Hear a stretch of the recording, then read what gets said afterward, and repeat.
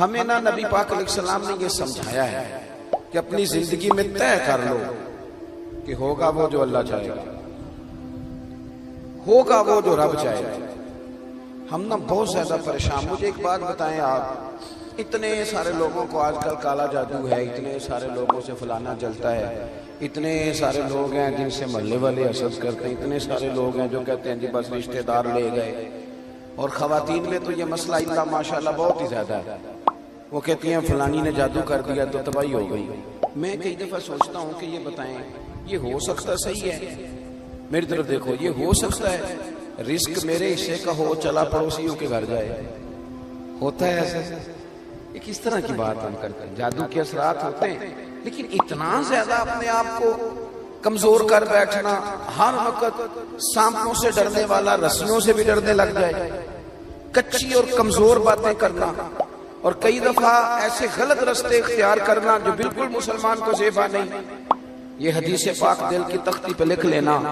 حضرت عبداللہ ابن عباس رضی اللہ تعالیٰ عنہ فرماتے ہیں میرے رسول پاک علیہ السلام نے مجھے دو باتیں ارشاد فرمائیں اور فرمایا عبداللہ ان کو تھام لینا، زندگی تمہاری مضبوط ہو جائے گی۔ یہ دیکھو یہ چیزیں سکون والی ہیں۔ حضور نے فرمایا عبداللہ ساری دنیا مل کے، اس سے مراد دنیا سے مراد دنیا دار ہے، اللہ والے نہیں، فرمایا ساری دنیا مل کے تمہارا کچھ بگاڑنا چاہے تو بگاڑ نہیں سکتی جب تک رب نہ چاہے۔ کیا کر لیں گے دشمنوں کی چالیں؟ کیا ہو جائے گا مثلا؟ مجھے دشمنوں نہ چھیڑو میرا ہے کوئی جہاں میں۔ اتنی جلدی پریشان ہو جانا، ایک منٹ کے اندر ڈسٹرب ہو جانا، یہ کیا بات ہے؟ مومن بھی کبھی ایسے کرتا ہے؟ حضور نے فرمایا اگر ساری دنیا مل کے تیرا کچھ بگاڑنا چاہے نہیں بگاڑ سکتی جب تک رب نہ چاہے، اور فرمایا ساری دنیا مل کے تیرا کچھ سنوارنا چاہے سنوار نہیں سکتی جب تک رب نہ چاہے۔ تو پھر بندوں کی طرف زیادہ دیکھنا چاہیے یا سجدے زیادہ پکے کرنے چاہیے؟ پھر سیاست زیادہ تیز کرنی چاہیے یا تہجد پر زیادہ توجہ دینی چاہیے؟ پھر زیادہ لوگوں کو اپنے طرف قائل کرنے کی کوشش کرنی چاہیے یا مالک کو زیادہ راضی کرنا چاہیے؟ ہم نے کس طرح کے رستے اختیار کر لیے، کس طرح کی سوچی؟ توکل والی زندگی سکون والی، توکل والی زندگی سکون والی۔ بے صبری بے سکونی کو کہتے ہیں، گھبرا جانا، پریشان ہو جانا، کنفیوز ہو جانا، کبھی کوئی فیصلہ ہی نہ کر سکنا، سویرے کچھ کہنا، شام کو کچھ کہنا، رات کو کچھ کہنا، یہ بے سکونی والی زندگی ہے۔ رسول پاک صلی اللہ علیہ وسلم نے مضبوط باتیں بیان کی، مضبوط۔ حضور نے ہمارا تعلق اللہ سے جوڑا، ہمیں حکم دیا کہ سویرے تم نے نا محنت کے لیے نکلنا ہے، لیکن ٹینشن نہیں لینی، محنت کرنی ہے۔ فرمایا نکلنا ضرور، گھر میں نکمے بن کے نہ بیٹھنا، نکلنا ضرور۔ فرمایا تم سویرے نکل جانا، رب تمہیں اسی طرح روزی دے گا جس طرح وہ پرندوں کو عطا کر دیتا ہے۔ شارحین حدیث کہتے ہیں پرندے کو جب وہ سویرے نکلتا ہے تو اس نے کون سی فیکٹری میں جانا ہوتا ہے اسے پتا ہوتا ہے، کس دفتر میں بیٹھنا پتا ہوتا ہے، وہ نکلتا ہے نا رب پہ بھروسہ کر کے، نہ فیکٹری کا پتا، نہ کاروبار کا پتا، نہ دفتر کا پتا، نہ ملازمت کا پتا، نکلا تو ہے نا۔ اٹھ باندھ کمر کیوں ڈرتا ہے، پھر دیکھ خدا کیا کرتا ہے۔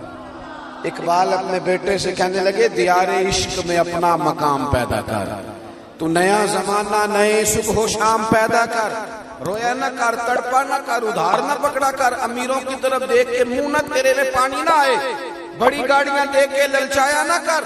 اقبال کہنے لگے میرا طریق امیری نہیں فقیری ہے، خود ہی نہ بیچ غریبی میں نام پیدا کر، خود ہی نہ بیچ غریبی میں نام پیدا کر۔ اپنی زندگی اللہ سے جوڑے اور رب کا نام لے کے آپ میدانوں میں نکلے۔ اس سے بڑا بھی کوئی طاقتور ہوگا جس کا مددگار اللہ ہو، جس کے مددگار رسول پاک ہو، اس سے بڑا بھی کوئی طاقتور ہوگا۔ ہم کچی کمزور باتیں کرتے ہیں۔ مجھے ایک بابا جی ملے کچھ عرصہ پہلے، تو مزہ آ گیا ان کی بات کا۔ ان سے میں نے کہا کہ ماشاءاللہ آپ کے 4-5 بچے ہیں۔ وہ بعض بزرگوں کو میں نے دیکھا وہ پریشان ہو جاتے ہیں، بچہ بات نہیں مانتا، میں تو روگی ہو گیا ہوں، دکھی، رو پڑتے ہیں بات سناتے ہیں۔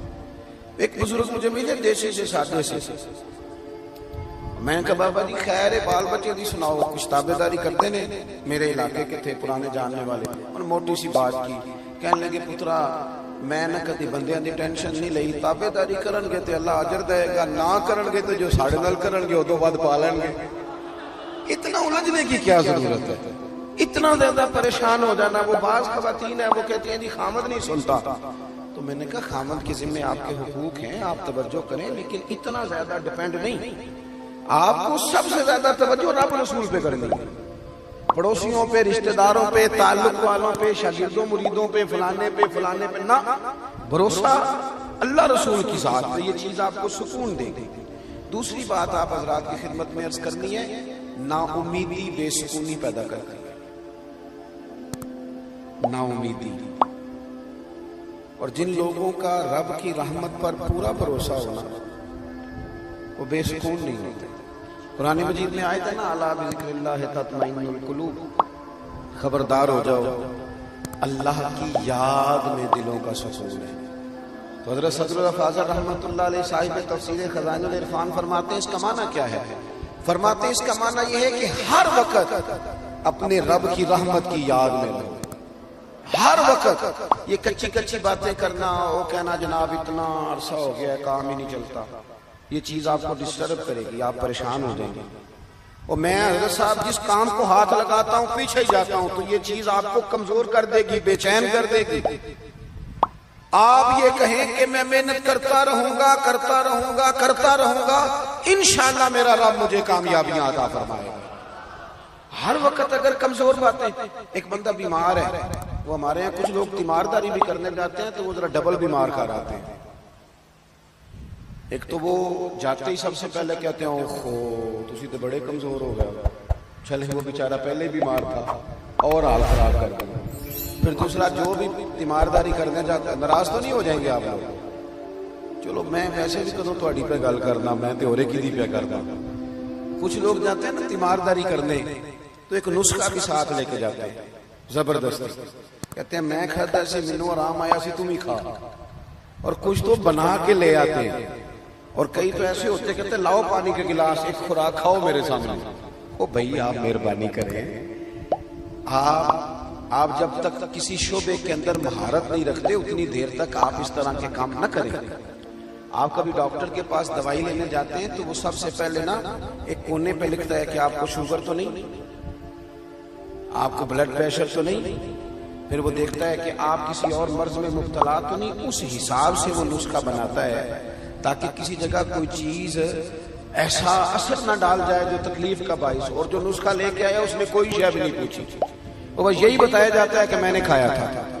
تو اللہ کے رسول صلی اللہ علیہ وسلم کا طریقہ یہ تھا کہ جو بندہ پوری طرح کمزور پڑ جاتا نا, حضور جب جاتے نا تیمارداری کرنے,